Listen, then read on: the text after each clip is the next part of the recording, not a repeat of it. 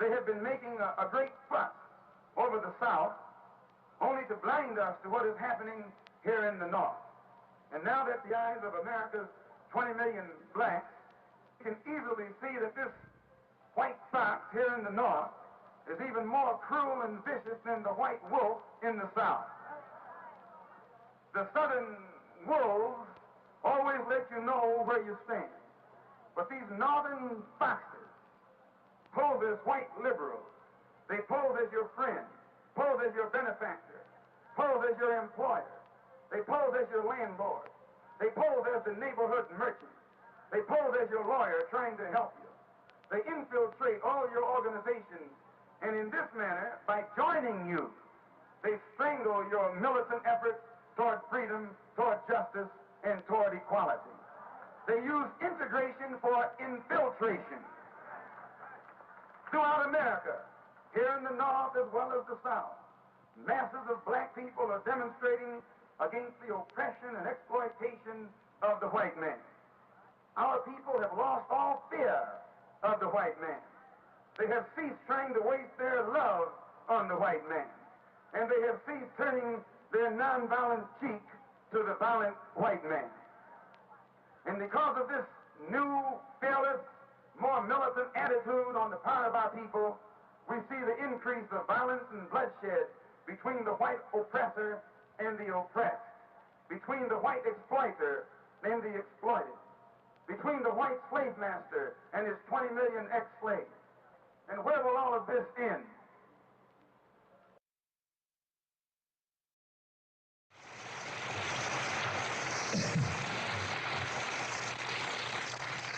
Distinguished guests, brothers and sisters, ladies and gentlemen, friends and enemies. I want to point out first that I'm very happy to be here this evening, and I'm thankful for the invitation to come here to Detroit this evening. I was in a house last night that was bombed, my own, but it didn't destroy all my clothes at all, but you know what happens when fire dashes through it. They get smoky. The only thing I could get my hands on before leaving was what I have on now. And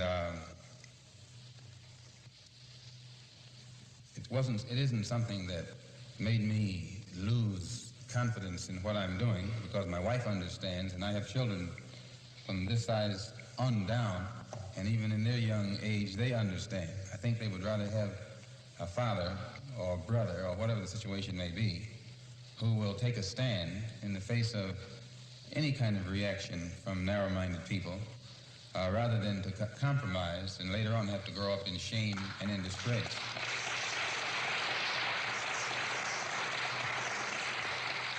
So I just ask you to excuse my appearance. I don't normally come out in front of people without a shirt and a tie. I guess that's somewhat a holdover from the black Muslim movement, which I was in, and that's one of the good aspects of that movement. It teaches you to be very careful and conscious of how you look, which is a positive contribution on their part. But that positive contribution on their part is greatly offset by too many other liabilities. Before I get involved in anything nowadays, I have to straighten out my own position, and which is clear. I am not a racist in any form whatsoever. I don't believe in any form of racism. I don't believe in any form of discrimination or segregation. I believe in Islam. I'm a Muslim, and there's nothing wrong with being a Muslim, nothing wrong with the religion of Islam. That just teaches us to believe in Allah as the God, and those of you who are Christians probably believe in the same God, because I think you believe in the God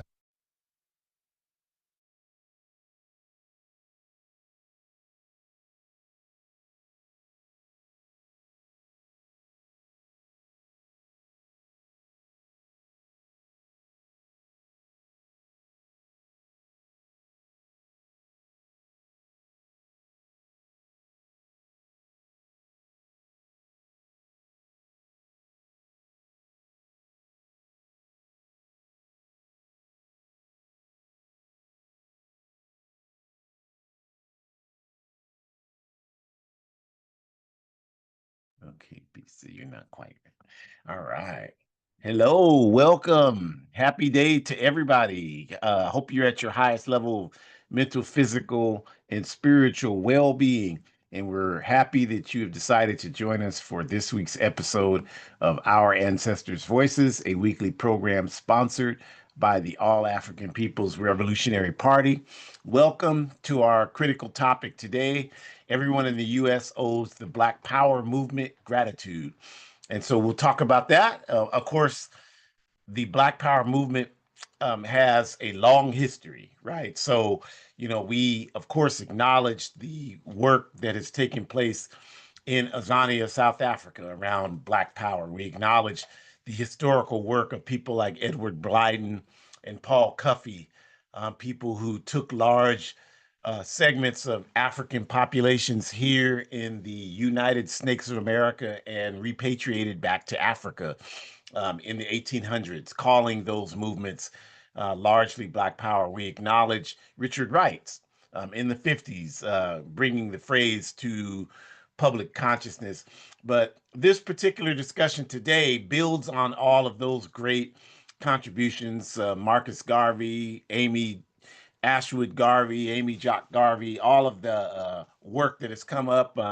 El Hajj Malik, El Shabazz, Malcolm X, although he didn't really use the phrase Black Power, certainly once the movement gained its full expression in the late 1960s, he, more than any other single individual, was the embodiment of that movement. So we're talking about that period in the late 1960s here in the United States of America and how the work that was done contributed largely to the world that we have today. So we thank you for joining us. We give honor and respect to the indigenous people of the Western Hemisphere in all of their manifestations, whether they refer to themselves as Indians, as natives, as Chicanos, as Mexicanos, Puerto Ricanos. They are the indigenous people of the Western Hemisphere. This is their land, and they have a right to have their lands back. And we have just been overjoyed to see the work that they have done in Los Angeles, California, just a few hours from where we are here over the last couple of days, running those ICE Gestapos out of downtown Los Angeles. That's outstanding work. Just imagine what we could do with a little organization. That's spontaneous, what they've done the last couple of days, running them out. Imagine what we could do with a little organization. These racist, no good scum suckers have called in the National Guard on the people in Los Angeles.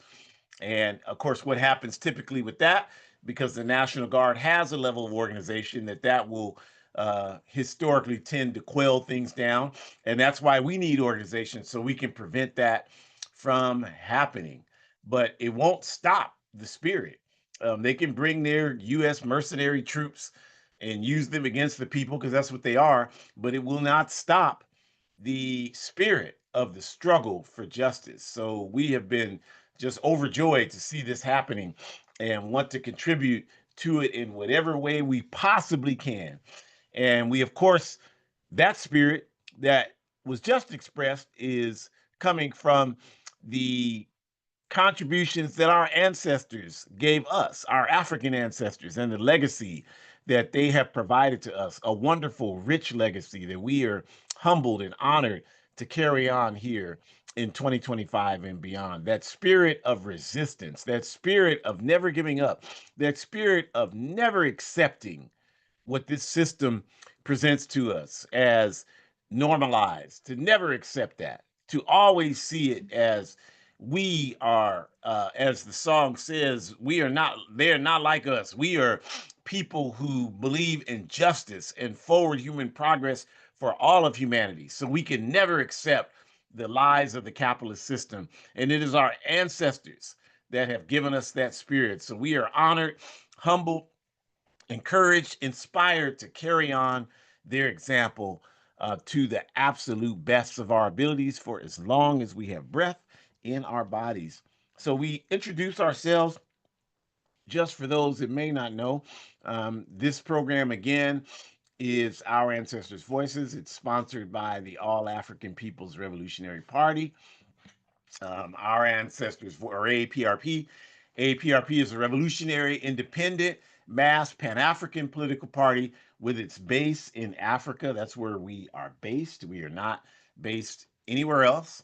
We are not based in Los Angeles or New York or Holly Springs, Mississippi. We're based in Africa, the international home of African people all over the world. And our objective is Pan Africanism, which is defined as one unified socialist Africa. I mentioned Holly Springs.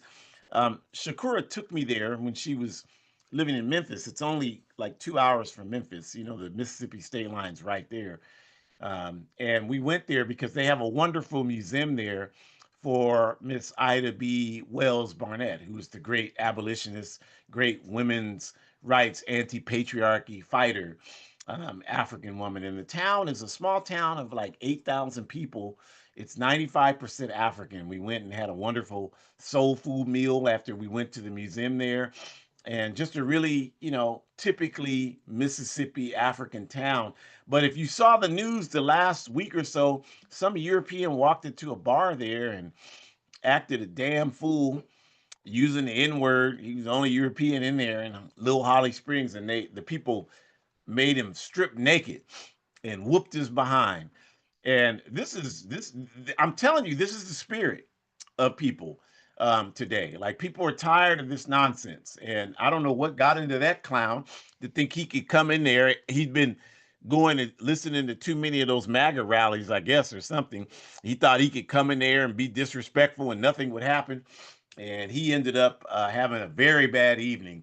So when we say that spirit is the same spirit which will bring about Pan Africanism for us, which is one unified socialist Africa, because we know that our problem is not just in Holly Springs, Mississippi. It's not just in New York or LA or the Bay Area or Chicago. It's not just in Toronto.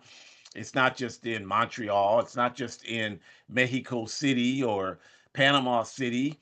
It's not just in San Juan, Puerto Rico. It's not just in Havana, Cuba. It's not just in the Dominican Republic. It's not just in Port-au-Prince, Haiti. It's not just in Buenos Aires, Argentina. Our problem as African people is not just in Hamburg, Germany, or London, England, or Paris, France.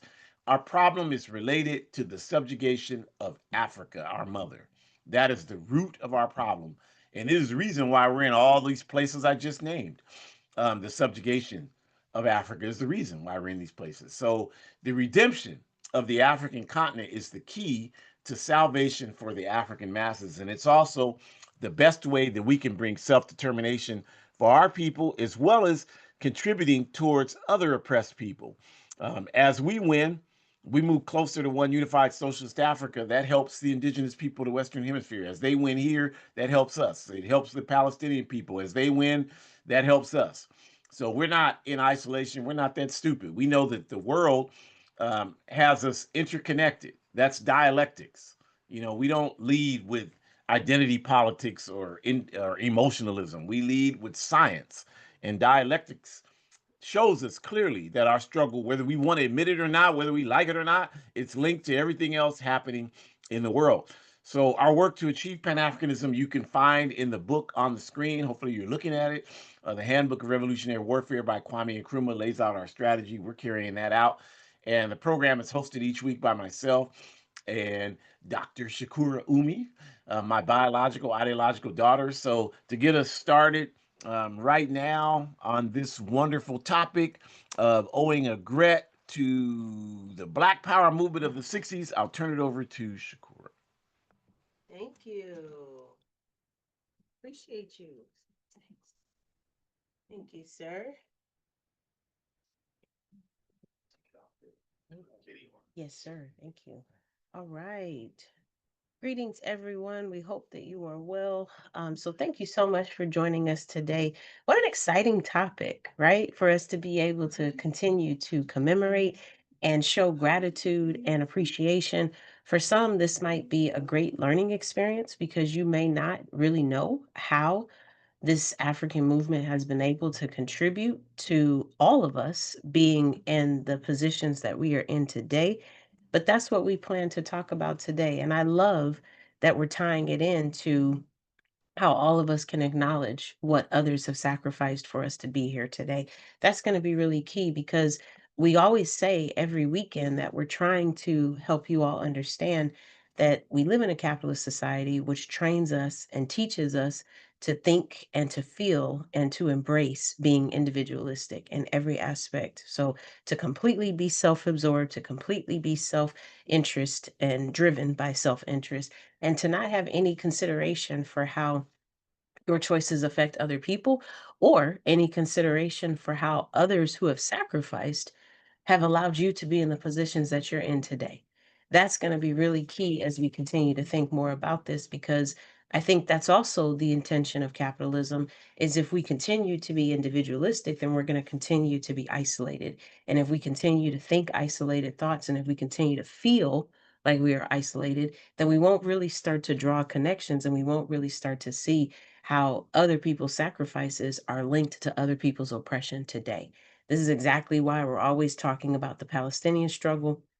This is why we're talking about our Asian descent comrades and their struggle, the indigenous people and their struggle. We constantly are telling you how the connections with the African struggle is linked to these others. And so being able to see all of that is only because we are either a part of organizations that are working for justice or we have been in organizations that are working for justice where we are trained to kind of see what those linkages look like. And if you're not doing that because you're thinking individualistically and you're not organizing for the betterment of humanity, then you're not going to be able to see that, especially not under capitalism. That's opposite of what capitalism stands for.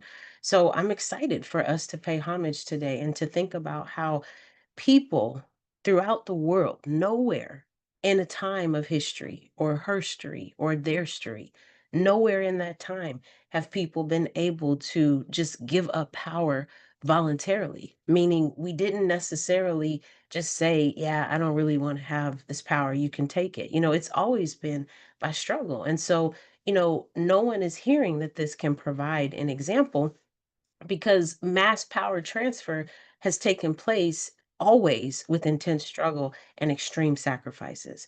And being able to break that down, like I said, is going to be really key. Thinking bigger than yourself, thinking bigger than how you got here and how your family got here, and understanding that for you to be able to possibly be in a air conditioned facility right now, to feel the comforts of the air conditioned facility, for you to possibly be in an environment where you have a roof over your head. And although you may not be able to guarantee, all of your bills are paid, for the most part, you feel safe in the environment that you're in today. You feel comfortable in the environment that you're in today. That is not without the struggles and sacrifices of every single one of our ancestors. And we have to acknowledge that. We have to acknowledge it. From our ancestors who were digging their nails at the point of no return in Accra, West Africa, Ghana, to our ancestors who jumped overboard, to our ancestors who were sexually assaulted by European colonizers of indigenous descent, to the ancestors of Asian descent who were violated through the Japanese internment camps and through the Chinese Exclusion Act, to our ancestors, even of Irish descent, who have continued to been victimized and brutalized and terrorized by the British for taking over and colonizing. We all can think of examples of folks who have laid down quite literally so that we could be here today. They literally decided whether they wanted to fight or run and fight later, or decide that they wanted to organize an army, decided that they didn't want to take this sitting down. They had to make those choices, those very difficult choices. Some of these ancestors left their children behind. Some of these ancestors weren't able to give birth to their children. Some of these ancestors have no idea where their children are because of the sacrifices that they made. For all of us to sit and to use the cobalt and the coltan that comes from Africa to be wired into this virtual program right here, right now. It is so real. And this is why it is bigger than us. That's what we've continuously said. And that is why that is the case. because none of us would be here without that. And I mean biologically, but I also mean ideologically and emotionally. Everything that these folks have put into us, it has transcended through generations. So just like they had a lot on their shoulders and they had big responsibilities to fulfill and to make this world better, and they did, we are no different than them. And we must understand that. We must stop thinking about how we pulled ourselves up by our bootstraps. That is simply not a true statement. It's not. It's not a true statement. Somebody somewhere sacrificed for you to be in the positions you're in today, for you to have the vehicle that you drive, for you to be able to get the bus pass that you have, for you to have the bicycle that you have. However, you get around with your transportation, someone struggled. For you to have access to the resources that you have, for you to be in the class status that you're in, somebody struggled for you to be able to do that. And you may not even know who that person was that struggled, but that doesn't mean that you shouldn't pay them any homage less. That certainly doesn't mean that. And so just thinking more about that, we can even break it down and thinking about how the lie that has been continuously perpetuated under propaganda is that power can change hands and cause us to be and can cause us to be in oppressive structures where the narratives of people are already in power. That's where that lie kind of consists in terms of what we're looking at. It allows us to kind of think about how, because power has moved through different hands, through different oppressors, through different violators and terrorists and things of that nature, that oppressive power structure has continued to maintain itself. But that doesn't mean that the people, the masses of people, have been any less significant and therefore, what's the word I'm looking for? Any less significant and therefore successful and A, retrieving that power once again, or B, being able to maintain it now that they have it. And again, like this is the criteria, this is the importance, and this is why it's critical for us to think on a larger level and to be able to kind of think about what it means to increase our political education, because then we can be in a better position to resist the propagandized information that's being thrown at us that simply is not true and simply does not articulate what it is that is based on value and reality at the end of the day. And so, just thinking about how our movements have been criticized, it's very common for us to hear that capitalism is this piece where we are in a position where that is not that they don't support change. It is that they don't support the way that we go about creating change. And under capitalism, that's the ideology that's been perpetuated, is that, people who are resisting are not in a way of supporting change. When in actuality, we want to look at how that change is being created. We want to think about how many people are being represented when that change is being created. Are all voices being heard? Are people still being silenced and therefore they cannot speak what kind of change they want to take place? Are people being left out? Are people being ignored? Are people being excluded? Are people being overlooked? Are people being dehumanized for this change to take place? I would argue if the answer to any of those questions is yes, then therefore I do have a problem with how that change is being created. And we need to look at some different options so that we don't have to continue to practice some of the same processes that capitalism practices. Otherwise, we're no different than them. The protectors of oppression never agree with the tactics that we have used to end oppression. They didn't agree with the resistance against colonialism. They didn't agree with the resistance against slavery. They didn't agree with the resistance against apartheid, Jim Crow, and they never will.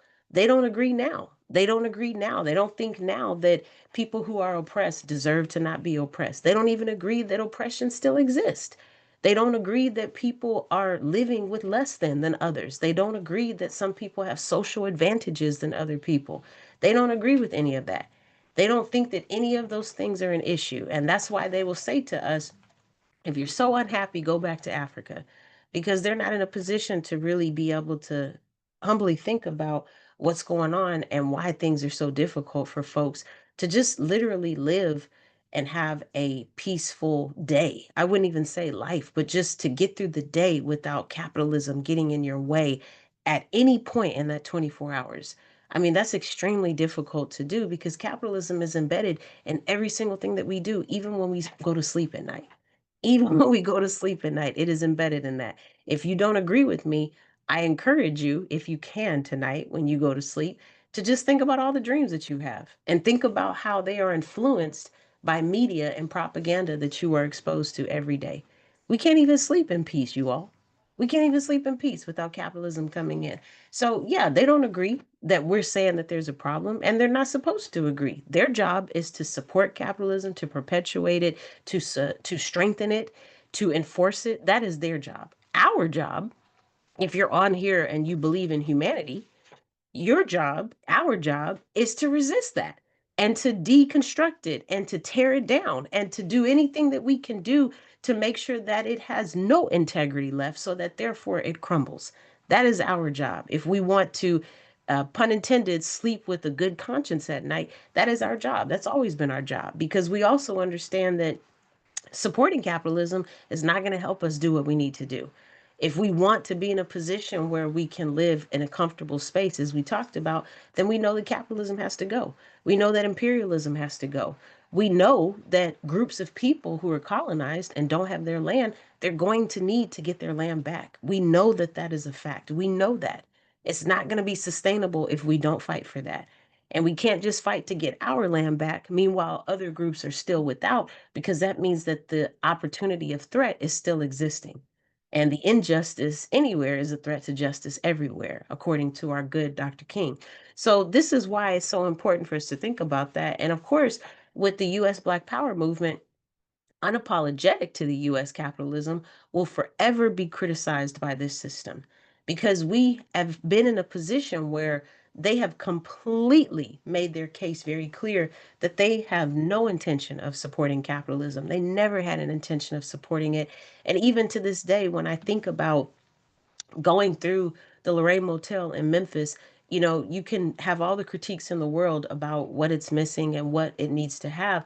But I do appreciate that as you're moving through the museum, there is a very clear hall that is dedicated to the African Black Power movement, because now you're able to really start to see just how much of a needle movement, if you will, this movement has been in terms of changing the trajectory of how we were seen by society, how we chose to be seen by society, how we wanted people to perceive us, and how we wanted to determine what that perception is. That kind of agency that our ancestors let out. Those of us who were a part of the sit ins, those of us who were a part of intentionally sitting in and trying our best to practice disciplined actions while other people were dehumanizing us and putting human residue on us, if you understand what I'm saying, biological saliva and whatnot, being able to see the importance of us trying to practice what it meant to demand, not ask, demand for decency, demand for humanity, demand to be treated like the humans that we are. When we are resisting this propaganda that teaches society that we are not even full humans, but instead three-fifths, right? So it's all these pieces together. And again, like we can see this in other spaces, right? Like I would argue with the indigenous people, clearly stealing their land is one of the best ways that you can dehumanize them. But I would also argue being mistruthful and killing thousands of genocide indigenous people. I would argue bringing blankets and diseases and violating their people that are bisexual assault. Like I would argue all of those things have the very same weight when it comes to comparing the African struggle to the indigenous struggle. I would argue it's the same with the Palestinian struggle today. So the point we're trying to make is it's ironic that these oppressors have had the nerve to call us out of our names and to call us, you know, less than humans and to call us animals and to call us savages and to say that we are dehumanized and that we don't have the ability to function as humanity. But they're the ones that are actually practicing those same techniques. They're the ones that are behaving as if they have no humanity in them. And as our good friend Kwame Ture said, If you are to assume, let me look because it's right on top. If you are to assume that in order for nonviolence to work, your opponent must have a conscience and the United States has none, I really think that is the best quote. Like, it is the best quote for us talking about this particular situation. We can't assume that they have humanity because that would argue that they have a conscience. And if they actually had a conscience, then they wouldn't be treating those that they think are less than as the way that they've been treating them. There also wouldn't be a system where people can literally be assessed based on what kind of value they offer. So, this classism piece is also a thing that we need to consider because that's also a way that we continue to divide out and to separate and to continue to individualize us. So, being aware of those things, being able to push back against them, being able to speak about them, and finding ways that we can continue to bring in the influences that this African movement has had, being able to bring in conversations, helping people to understand, well, if it wasn't for, our African ancestors, a lot of these things that we enjoy today wouldn't even be the reality that they are. Not just for African people, but for all people. And Baba Ajamu is going to talk more about what some of those examples look like.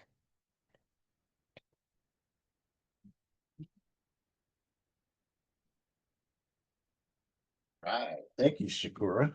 Please. Appreciate it. And I just want to start by I was reached out to after last week's program, reached out by someone who watched it, and they said you need to you call a bunch of our people coons, and you need to apologize. You owe the people an apology.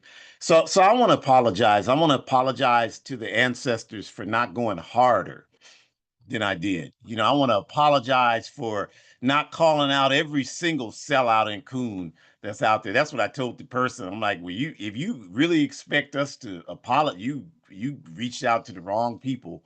Nobody's the only apology is owed to us for having to live and suffer through these conditions for the masses of humanity. So yeah, I told you, you got to be out of your damn mind reaching out to me thinking you need to go back and have yourself a drink or whatever you need to do to get your mind right, whatever. But let's talk about the proper history, right?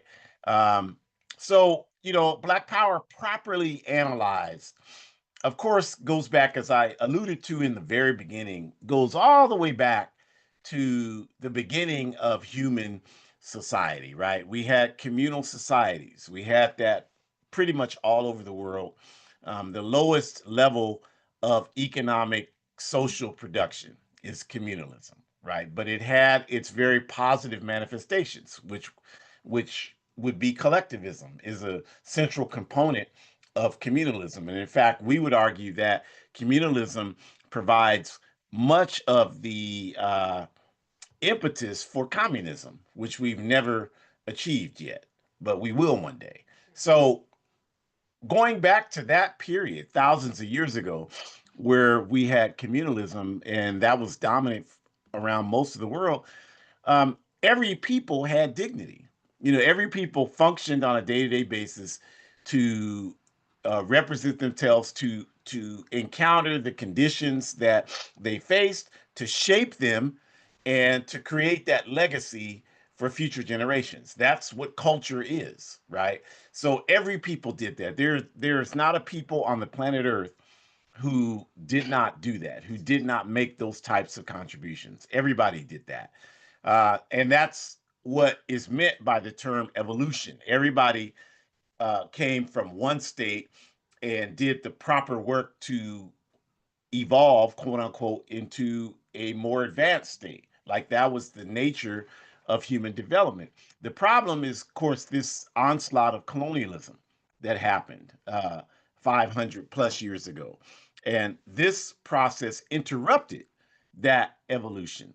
So now we don't have that evolution as a natural process because colonialism created conditions where the people who engaged in the colonialism were at a much faster rate of development because they were stealing all the resources from the people they colonized.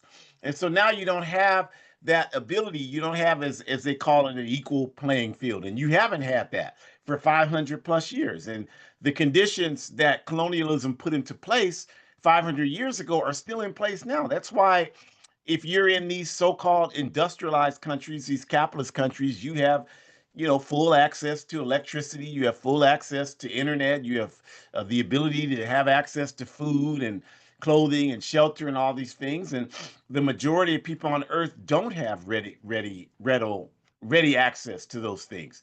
That's because of the imbalances that were created by this onslaught of colonialism. So black power was a methodology by African people to resist that process. It was an anti colonial movement. That's what the Black Power movement was. And if you fast forward a little bit, it talks about, colonialism's intrusion and our methods of resistance to that process. Whether you talk about the 40-year struggle in Angola led by Sister Nzinga against the Portuguese, whether you talk about the Labodi in Ghana, in Accra, who battled the British so relentlessly that the British eventually said, well, let's just go attack some other ethnic groups and leave them alone because we every time we go up against them, like that cracker that was in Holly Springs, we have a very bad day. So that, like all of the resistance struggles up and down the Central African coast, right? From what used to be known as Dahomey all the way down to Namibia, the resistance, the fortified resistance against the slave masters and the colonizers, which are well documented, right, that happened. Looking at all of the struggles, the Qualimo struggles that happened in the Caribbean and in South America. And if you don't know what Qualimbos are, the Maroon societies is another way that they're articulated. These were pockets of resistance that were organized among African people and indigenous people in unity with one another. So this is our history, right? We didn't make this up. This is our history of who we are. So that's why we're just saying, like, you have to understand how we've come to where we are now, because the Black Power movement is just simply a manifestation, the latest manifestation, or not the latest, but a later manifestation of the things I just got through talking about. Whether you talk about the Garvey movement of 100 years ago to where we are today, and the transformation of the civil rights movement into a Black Power movement in the 1960s, it's a critical stage that's really not talked about a lot. Like, and I get it because the capitalist system wants to wipe out the Black Power movement phase of the 1960s. They don't want you to know about that. They want to redefine the civil rights movement. They want to eliminate that too, but that's a lot more entrenched in the psychology of people because people understand basic things about that, like the who has the vote and how they got it, and the fact that Jim Crow segregation was eradicated due to the civil rights movement in this country. So people understand those basic concepts. So it's much harder to eliminate the civil rights movement, but they are certainly at work creating intense propaganda to redefine it. And the redefinition of it is that, well, the civil rights movement was all about nonviolence, turning the cheek. So the purpose of that is to get you to believe that any analysis and work that you do has to be in based upon the rules provided to you by the capitalist system, by our enemies. And anybody that suggests doing anything outside of that paradigm is insane. That's what they do. That's what they do with that type of propaganda, is convince you. And if you think about it, even if you don't have that problem, family or friends who do. Anybody that talks about doing anything outside of voting, for example, voting in the capitalist system is insane. It's never going to work. It's not even worth talking about because it's just nothing can work outside of the parameters that our enemies give us. That's their propaganda tool to convince us of that. And so that's how they attempted to redefine the civil rights movement. And with the Black Power movement, they've worked tirelessly to just wipe it out completely. Or if they can't wipe it out, to convince you that it was a period of utter confusion. among our people. So this is why when, the late Congressperson John Lewis, who was obviously very active in the U.S. civil rights movement in the 60s, when he passed away a couple of years ago, and that cracker Bill Clinton was speaking at his eulogy, that's the reason why Clinton said we almost lost the civil rights movement. I don't eat crackers or graham crackers, so I can't remember. But paraphrasing, he said something to the effect of, "We almost lost the movement to Stokely," quote unquote, something to that effect. So that's what he meant, is that this period they're trying to portray as a period where we were confused, but there was no confusion about the Black Power movement in the 60s in this country. That movement was all about reflecting our dignity as African people. And when the call went out on the hot, dusty road in Mississippi in June of 1966, when the Student Nonviolent Coordinating Committee organizers went out in front of the March Against Fear, and they worked with the sharecroppers, and they got people uh, fired up around the concept of Black Power. And when the march came to Greenwood, Mississippi, and they usually would chant about freedom now, the SNCC organizers, led by people like Mukasa Dada and, of course, Kwame Ture, who was Stokely Carmichael. Mukasa, who is still with us and still very active, was a speaker at African Liberation Day last weekend. And of course, one of my mentors, just like Kwame was, um, said, they said Black Power, and the people responded to that. And that launched the latest phase of the Black Power movement in this country, which eventually evolved into the Black Panther Party of self-defense, and then the Black Panther Party, and all of the other organizations that were committed to the concept of Black Power. And what they meant, essentially, there were a lot of efforts to confuse the meaning of it, but we know what they meant by Black Power when they said it. We knew what they meant by it when they said it in Greenwood in June of 1966. What they were saying is that we as African people have the right to determine our existence and our destiny, and we can do that by any means necessary. And it doesn't matter what the US or the world capitalist imperialist system thinks about us. We are going to define ourselves the way we want to do it. And if you don't like it, to hell with you. That's what it meant. Clearly, that's what Black Power meant. No question about that. Yeah, it all of the how what is the economic plan? What is all that? Yeah, all that needed to be further worked out. But clearly, that's what was meant by the movement, and it began to manifest itself. If you look at what happened, it ushered in these examples of dignity that carried outside of the African community in the U.S. to the African communities all over the world, and carried outside of the African community, period. For example, when we say we're going to do what we want, whether we like it or not, one of the manifestations was our cultural presentation. Like, people began to wear afros. That's where that happened. They began to stop frying and dyeing their hair. They began to stop trying to make their hair look like the way Europeans wear their hair, and to wear our hair in its natural state. We began to wear African clothes. Who the hell said that a suit and tie is professional attire? Who made that decision? You didn't vote on that. You didn't decide that. Somebody told you that. And they've been telling you that your whole life. So you've accepted it. Well, that's professional attire. That ain't no goddamn professional. That's European attire. That's what that is. It's European attire. Nothing else. Nothing greater, nothing less. It's European attire. If I wear a nice jacquard West African outfit, that's just as professional, whatever the hell that word is supposed to mean.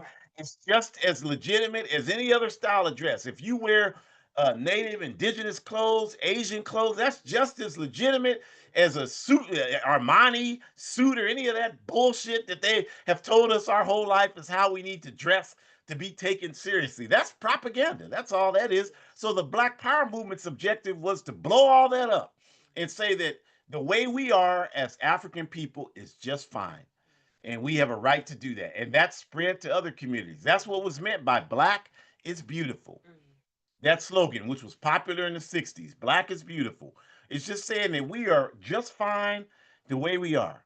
And that manifestation continues. What do you think Kendrick Lamar meant when he was in the song he's talking about we gonna be all right? That's the same message as Black is Beautiful. It's the same message saying that we are just fine the way that we are.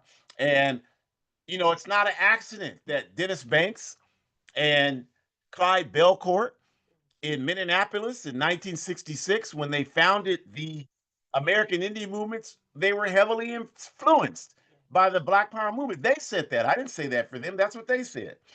And the same with the Chicano liberation movement. The same with the Brown Berets. All of these movements, the women's liberation movement, all of that was a reflection of, yeah, you need to accept us the way we are, or to hell with you. That's what that's a manifestation of. So just there, like all of that is in part, I mean, I think every community was going to arrive at that on their own anyway. I don't think that any community claims credit for another community's cultural contributions to their liberation. That's not what we're saying. But what we're saying is that the Black Power movement certainly opened that doorway in this country, and it did. They didn't need us to do that. Things could have happened differently, and they could have opened the door for the Black Power movement. But that's what happened. That's the history. That's how it happened. And this consciousness inspired all marginalized groups, as we're saying, to act in the same fashion. And there were many other manifestations of that. Questions began to be raised. Like if you have an immigrant family, right? And you've immigrated here from Africa or Asia or Central South America or the Caribbean.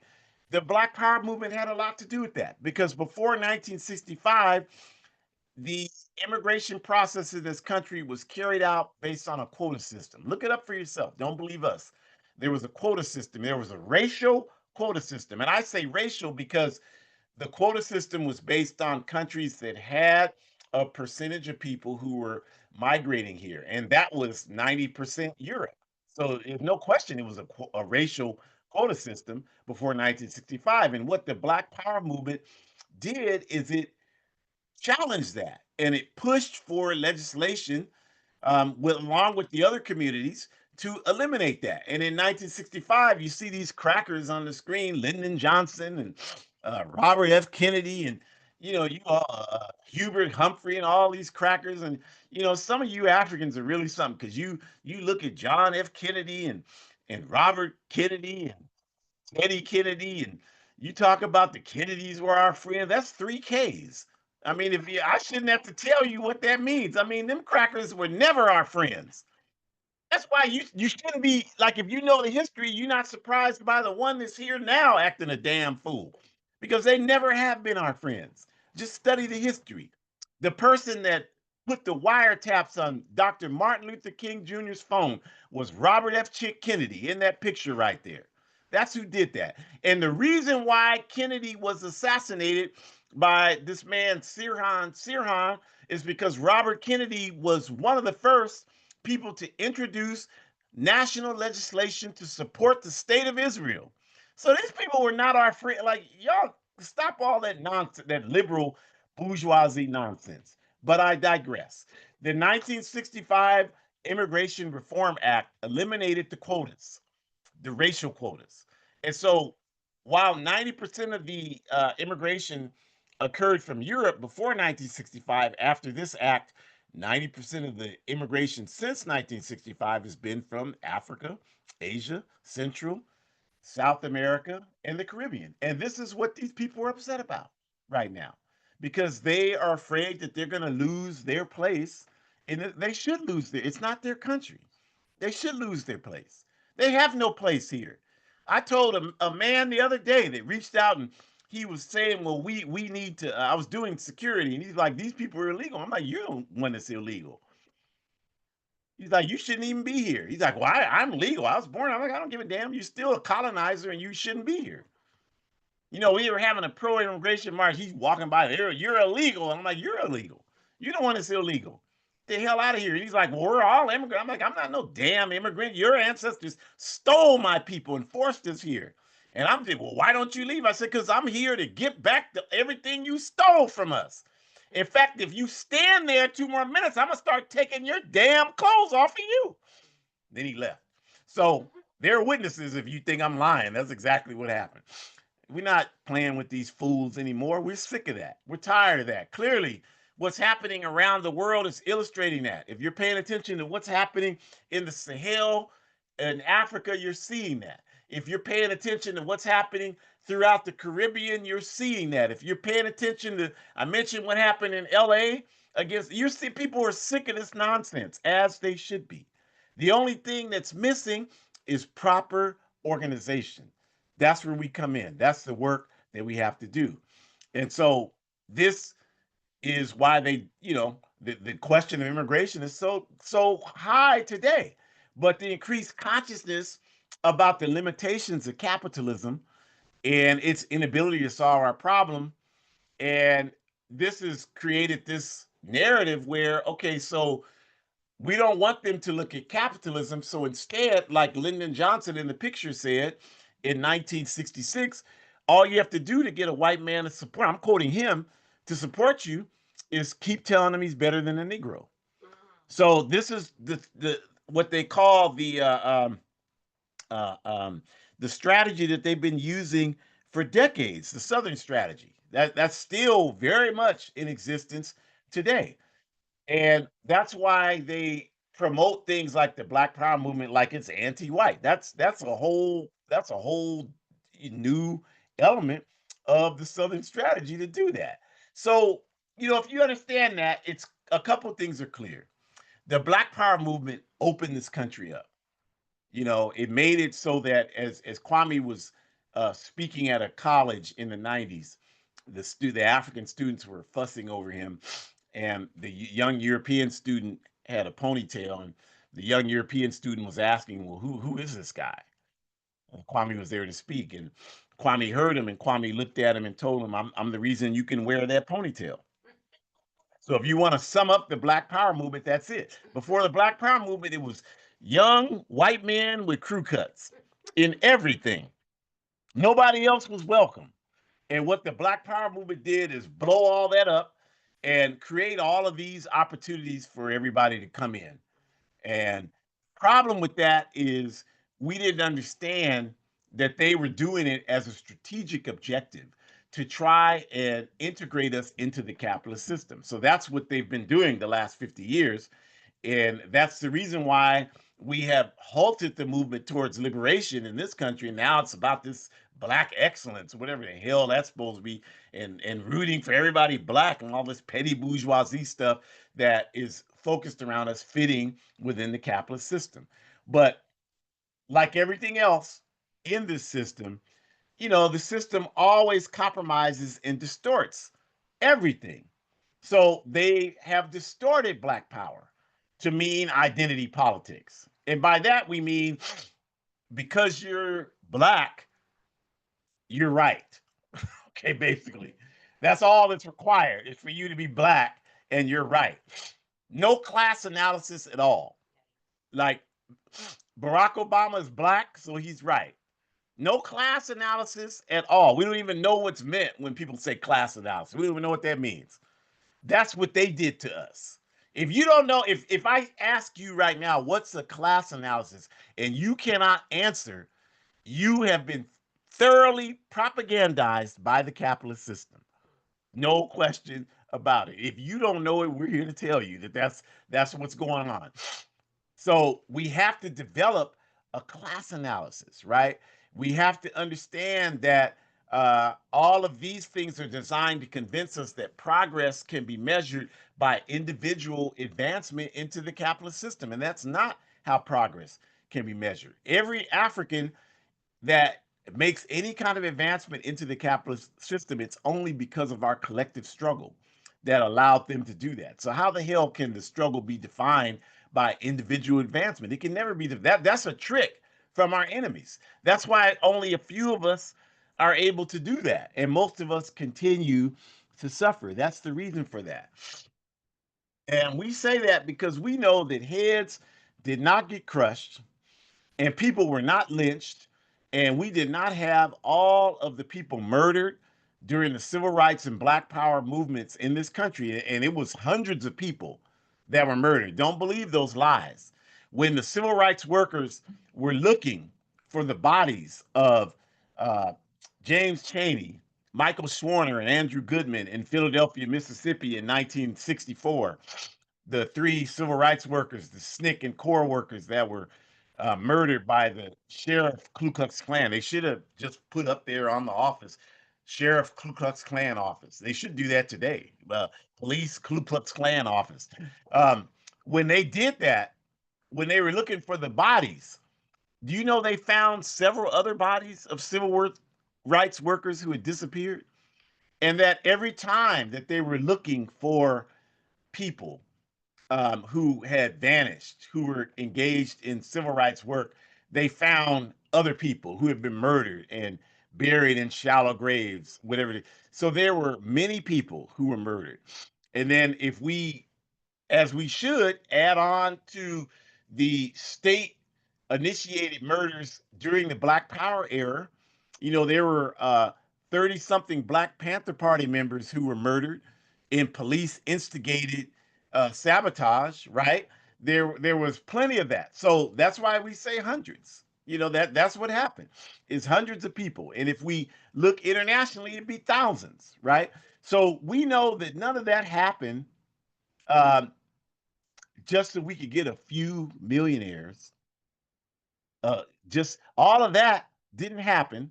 All the people that were beat, paralyzed, all the people who lost their jobs, lost their land, lost their health, everything suffered. They beat Miss Hamer so bad that the two men that beat her had to be hospitalized.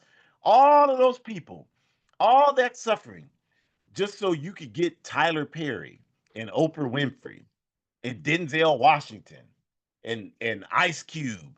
That's not that's not why all that happened. And it didn't happen so that you could get a check from the capitalist system calling it reparations.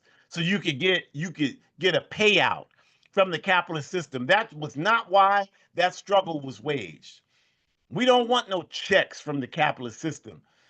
We work, we wage slave to get money to finance our work in this movie. We don't want any. I don't want them to give me a damn thing because I don't want them to be able to say they gave me anything. You know, we stand on the dignity of our people and our struggle, and we don't want to. We don't negotiate with terrorists anyway, so we don't want to sit down and negotiate no money with those terrorists. There's no amount of money they have, trillions, zillions, whatever comes after that, that can uh, qualitatively address the suffering our people have experienced 500 plus years. There's no price that could do that. The only thing that could come close to that is the total liberation and unification of Africa under a scientific socialist government. And they can't do that for us. We have to do that for ourselves. So that's what we're talking about. And the last point is that, as Kwame Ture said, history moves, people's consciousness moves, it doesn't stand still. So if Black Power was an advancement over civil rights, and we certainly think that it was, then Pan Africanism is the highest expression of Black Power. Because if Black Power was you have to accept us as we are, then Pan Africanism is now we add the power to determine our destiny to that narrative. And that power is in land, and that land is Africa. And so that is the reason why Kwame Ture went from civil rights to Black power to Pan Africanism. That is the reason why most of us went from some interpretation of Black power to Pan Africanism. It's the natural progression to go to Pan Africanism. If you are saying someone who's saying, yeah, I believe in empowerment for Black people, if you're serious and you study and you're engaged in work, there's nowhere else you can go except to Pan Africanism. It's the highest expression of Black power. It is, when it's realized, the full embodiment of Black power because it'll give us the access to the resources we need to redetermine our lives. And if you had a time machine and you went back to June of 1966 and you asked all those sharecroppers in Mississippi who came out and chanted Black Power, if you had the ability to have resources to determine your own life, would that be Black Power to you? All of them would have to say yes.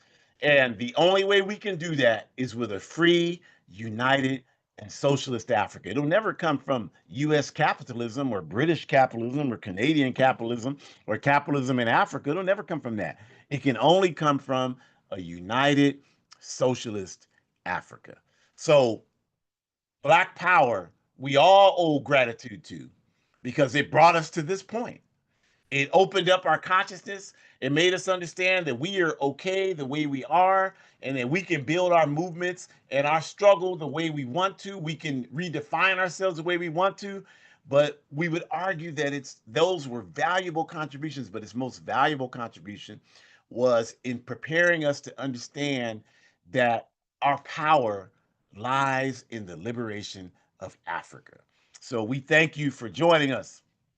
And we want to invite you back next week. We want to talk about on June 15th, Kwame Ture, the Kwame Ture they never told you about. We want to talk about elements of Kwame Ture that you don't know, you won't know just looking at his speeches, although it's wonderful if you're looking at his speeches. But we're going to talk about some of those. So tune in next week, same time, same place. And the red and white QR code upper left has a lot of valuable information in it, APRP programs, other than this one, including this one, the Forward Ever shop where you can buy Pan-African clothing, which we certainly want to ask you to do. And you can access the link to hoodcommunist.org, which is a revolutionary Pan-African blog, which you should support. And for those of you in Northern California, the flyer on the left of the screen, we want to invite you a week from tomorrow, June 16th, on Monday, 6 to 8 p.m. We have our monthly AAPRP teach-in at the Shakur Center, 3320 Broadway, here in Sacramento, California. The topic, Ibrahim Traoré, Burkina Faso, and what we can and should do, breaking down what's happening in Burkina Faso and the Sahel, and what that means for us here in other parts of the world as African people and peace and justice loving people. So everyone's welcome. So come on out to that. Check that out. The blue and white QR code at the bottom. You still should support African Liberation Day. We've concluded African Liberation Day commemorations, but we hosted them all over the world. So whatever you can scan there and contribute is greatly appreciated. And we certainly want to invite you to join the All African People's Revolutionary Party. You can do that at the website at the bottom, www.aaprp-intl.org. You can watch a video and be invited to an orientation, be connected to an AAPRP organizer closest to you, and we can make that happen. And the bottom right QR code, become a monthly sponsor. This is our on the ground AAPRP work in Burkina Faso and now Niger as well. So you can go in there, scan that code to find out how you can become a monthly sponsor. You don't have to sponsor $500 a month. You can sponsor 10 US dollars a month. That's helpful. And you can do that. That's just, one six pack less. You should be doing that anyway. So go ahead and do that. It's important. It's essential that we support our struggle, right? And then my book at the upper right, want to again encourage you to buy it, tell people to buy it, contact your local library, get it in there, organize book clubs and have people do it. Because one, it's a great organizing book, if I can humbly say so myself.